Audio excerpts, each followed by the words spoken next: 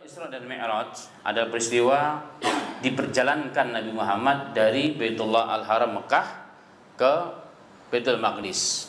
Nah, dari Maqdis diberangkatkan Mi'raj. Kalau Isra itu namanya perjalanan malam hari. Kalau Mi'raj itu naik dari Baitul Maqdis ke Sidratul Muntaha. Yang jadi pertanyaan, perjalanan Rasulullah SAW itu dengan jasad dan ruh berarti satu mukjizat yang sangat luar biasa, atau hanya ruhnya doang, berarti mirip-mirip mimpi.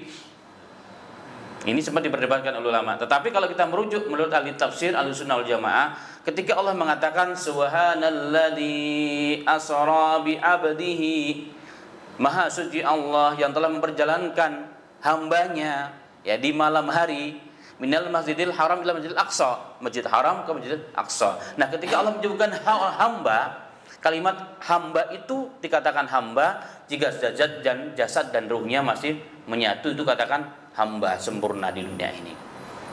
Nah, sehingga ulama mengatakan ini dari sisi bahasa. Ketika Allah mengatakan seorang hamba, berarti masih sempurna nih. Insan maksudnya gitu ya.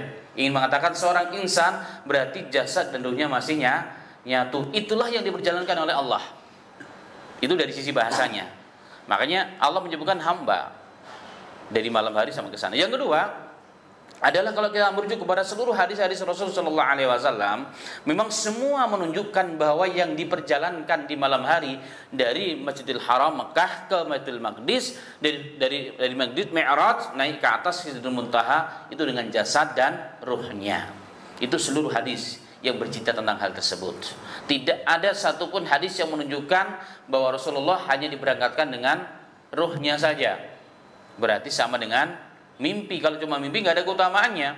Maka sampai Allah sebutkan dalam Al-Quran, bahkan disebut peristiwa ini menjadi salah satu nama surah dalam Al-Quran, Al-Isra. Artinya apa? Perjalanan di malam hari.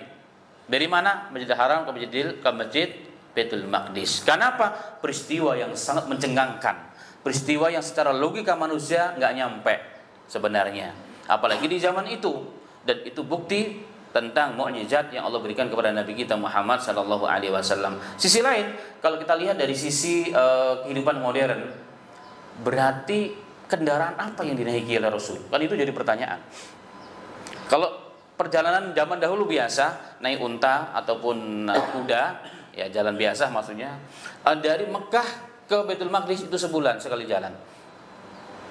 Dengan perjalanan yang naik gunung yang subhanallah. Berarti kalau pulang pergi 2 bulan. Ini ditempuh hanya beberapa jam. Sudah begitu dari Baitul Maqdis sampai ke Sidratul Muntaha, kan berarti melewati 7 langit, lapis langit. Dalam beberapa hadis, antara dunia dengan langit pertama itu 500 tahun perjalanan. Kita ini bumi, dunia ini sampai langit pertama 500 tahun perjalanan. Dari langit pertama, langit kedua itu 500 tahun berjalan sampai ke Sidratul Muntaha. Udah kebayang berarti berapa tahun harus menembus perjalanan begitu sangat panjang. Tapi dengan kuasa Allah Subhanahu wa taala, Rasulullah diberikan mukjizat, ya, diberikan kekuatan oleh Allah taala menaiki kendaraan yang kekuatannya, kecepatannya mega super canggih cepatnya. Itu fakta yang telah dibuktikan. Karena itulah orang-orang kafir nggak percaya.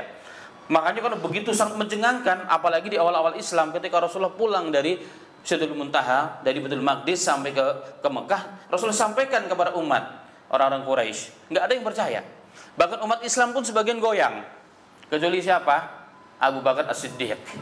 Makanya beliau Abu Bakar dikatakan As-Siddiq, kenapa? Pembenar. Dia benar. Kenapa? Apapun yang dikatakan Rasulullah pasti benar. Ada orang datang kepada Abu Bakar, Abu Bakar, itu temanmu kok bilang dia baru Baitul Maqdis, di Baitul Maqdis kita naik ke langit. Gimana menurutmu? Apa kata Abu Bakar? Aqalahu hadza? Apakah dia mengatakan begitu? Muhammad mengatakan demikian? Iya, mengatakan begitu. Faqad sadaqa Muhammad.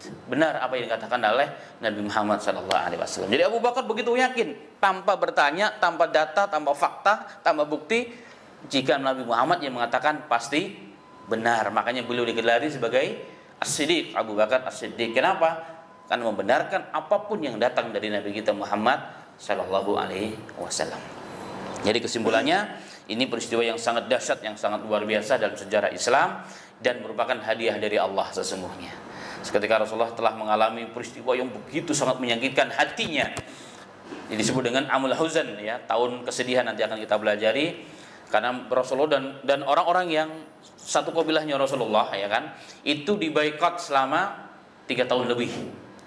Bahkan banyak orang-orang yang di sana tidak boleh menikah, tidak boleh jual beli, sehingga banyak orang kelaparan, ibu yang menyusui nggak keluar susunya karena tidak makan.